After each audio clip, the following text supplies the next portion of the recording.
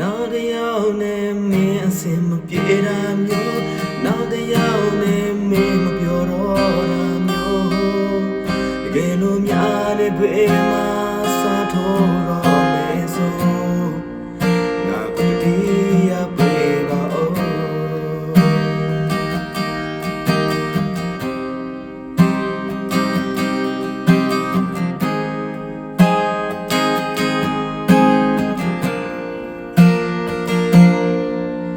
တန်ရောစင်တွေဖြတ်ဖို့လွယ်လွယ်ပြောနေစကားလေးအတင်းတွေခွေလိုက်ရမှာနေဟာပြောသူလေမျက်နှာတွေများတည်တွေငါကြားမယ်ဖျားစင်ချိုးတော့မချိုးမဲ့တဲ့မှာငါတွေလို့